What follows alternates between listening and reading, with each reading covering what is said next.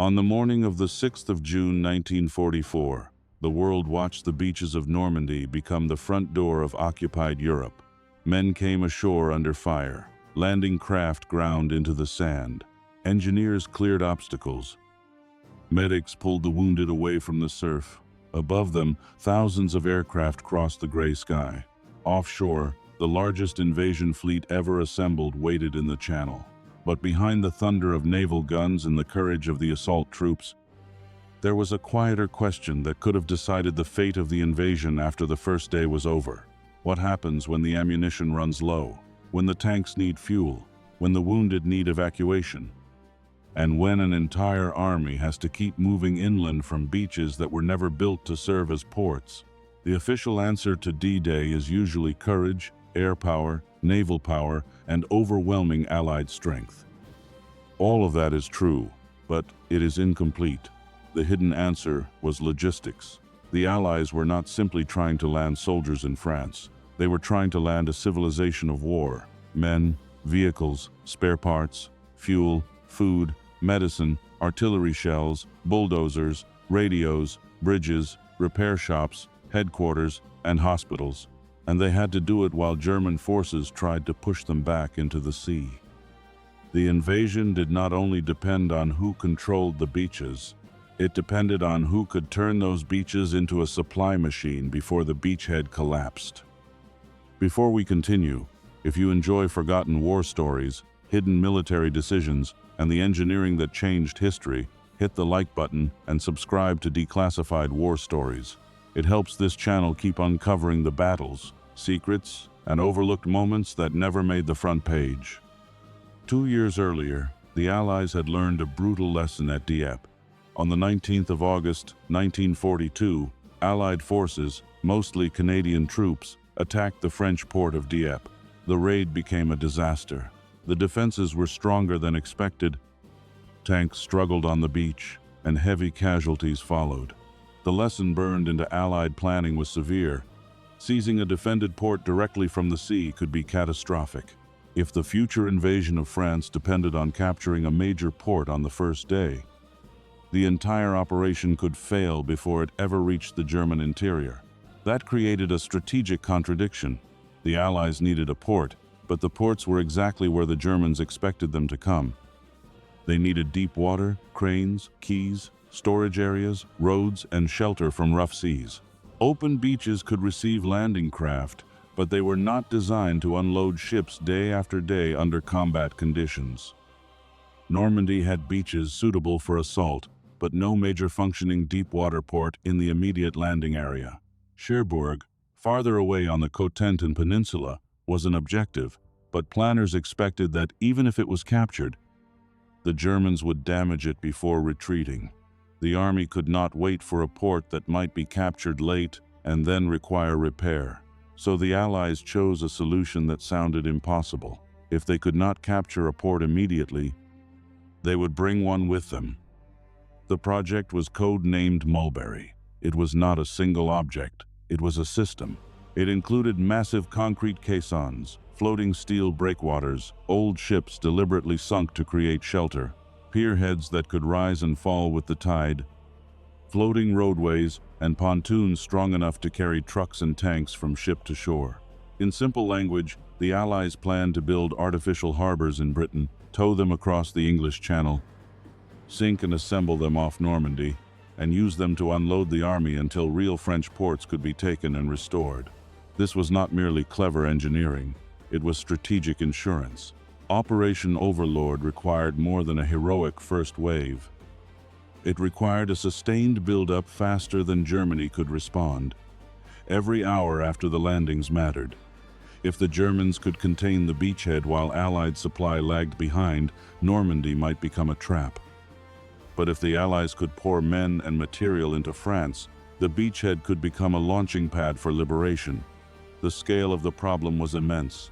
On D-Day, nearly 160,000 Allied troops landed along roughly 50 miles of heavily defended Normandy coastline, supported by more than 5,000 ships and 13,000 aircraft.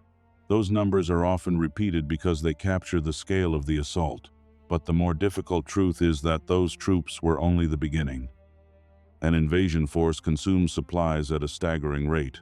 Artillery burns shells, tanks burn fuel, trucks break down, wounded men need evacuation, infantry needs replacements, roads become clogged, beaches become jammed with equipment. Every division ashore creates a deeper logistical hunger. The Mulberries were designed to answer that hunger. Their names sounded almost whimsical, but their purpose was deadly serious. Phoenixes were huge concrete caissons, towed into position and sunk to form part of the breakwater.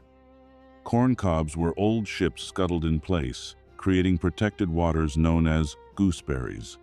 Bombardons were floating steel breakwaters positioned farther out. Whale roadways connected floating pierheads to the beach. Supported by beetle pontoons, it was a vocabulary of deception and engineering built to hide a military reality.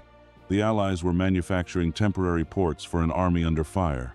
The secrecy mattered. Sections of the harbors were built in Britain, often by civilian contractors and military engineers working under wartime restrictions. Some components were hidden, moved, or even sunk before the invasion to protect them from German reconnaissance. After the beachheads were secured, tugs began moving the pieces across the channel. What looked from a distance like scattered maritime hardware was actually one of the most ambitious military engineering projects of the war. There were two main Mulberry Harbors. Mulberry A was assigned to the American sector at Omaha Beach. Mulberry B was built near Arromanches, off Gold Beach, to support the British and Canadian sector. The idea was not to replace every landing craft or every beach operation. It was to provide protected unloading capacity, reduce dependence on the tides, and allow larger vessels to discharge cargo more efficiently than they could over open beaches alone. For the men on the beaches, this engineering system was not abstract. It was a line between survival and exhaustion. A tank that reached France without fuel was only metal. A gun without shells was only weight. A rifleman without ammunition could not hold a hedgerow. The enemy feared not only the weapons coming ashore, but the system behind them, the Allied ability to turn production in America and Britain into combat power on French soil. Then the sea struck back. From June 19 to the 22nd of June 1944, a severe storm hit the Normandy coast. The timing could hardly have been worse. The beachhead still needed constant reinforcement. Cherbourg had not yet become the working port the Allies required. The Mulberries had only recently begun proving themselves. At Omaha, Mulberry A was heavily damaged. Floating sections broke loose. Piers and roadways were smashed. Landing craft and smaller vessels were thrown into chaos. The American artificial harbor was eventually judged beyond repair. This was the moment when the story becomes more complicated than a simple triumph of engineering. The American Mulberry failed as a harbor. That fact should not be hidden. But the invasion did not fail. U.S. forces adapted. They expanded over-the-shore logistics using landing craft, DUKW amphibious trucks, LSTs, LCTs, beach organization, salvage work, and sheer manpower. After the storm, American troops and engineers cleared wreckage and continued unloading directly across Omaha and Utah. In some ways, the destruction of Mulberry A revealed another Allied strength: improvisation under pressure. Mulberry B survived, damaged but usable. It was repaired and reinforced, including with parts salvaged from the American harbor. It continued to operate at Arromanches and became known as Port Winston. For months, it helped sustain the Allied armies in France. The National Archives in the United Kingdom notes that Mulberry Harbor B at Gold Beach was used for 10 months after D-Day, allowing the transport of millions of tons of supplies, vehicles, and personnel. The Imperial War Museums describe the Mulberries as one of the great unsung inventions of the Second World War. The contrast between the two harbors is one of the most important parts of the story. Mulberry A was destroyed by weather and abandoned. Mulberry B endured and became a working symbol of Allied engineering. Meanwhile, American logistics over the open beaches developed beyond what planners had expected. That means the correct historical lesson is not that the Mulberries alone won Normandy. The lesson is that Overlord succeeded because the Allies built overlapping systems: artificial harbors, beach supply, landing craft, amphibious trucks, naval control, engineers, road movement, air cover, and eventually captured ports. The genius was not one device, it was the network. Still, the psychological and strategic importance of the Mulberry concept remains enormous. Before D-Day, German planners expected the Allies to need a major port. That assumption shaped defenses and expectations. The Mulberries helped break that assumption.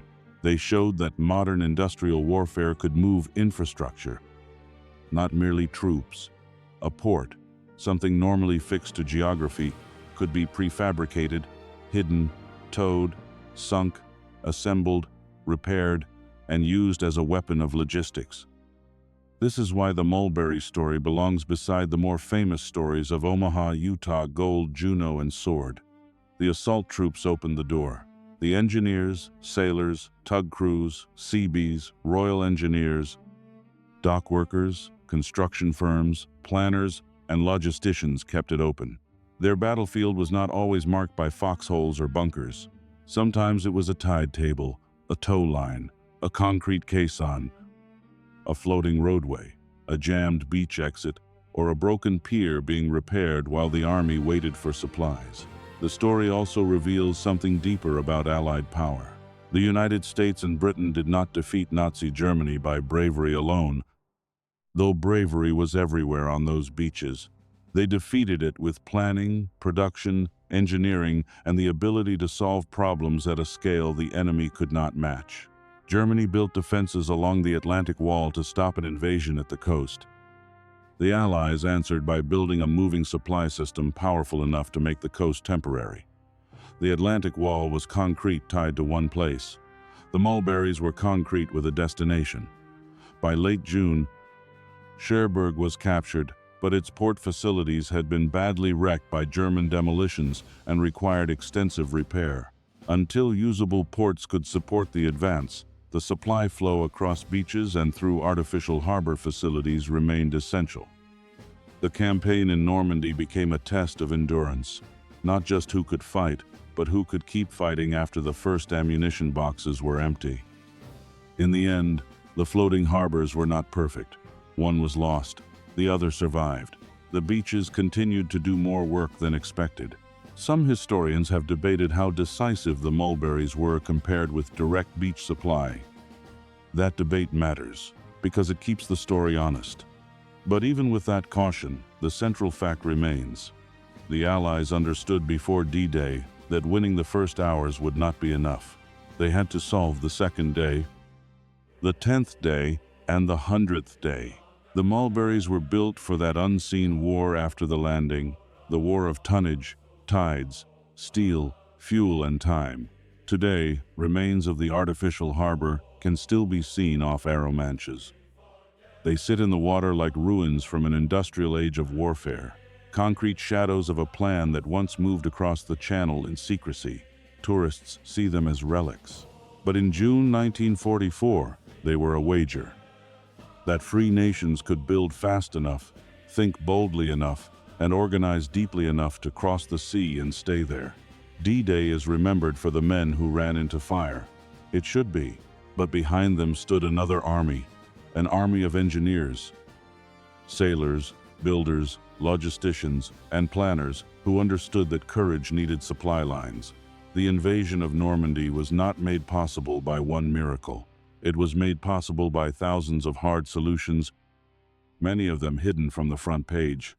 And one of those solutions was a harbor that floated. If you want more forgotten war stories, declassified files, and hidden moments that shaped history, subscribe to Declassified War Stories and turn on notifications, because some of the most important battles were never told on the front page.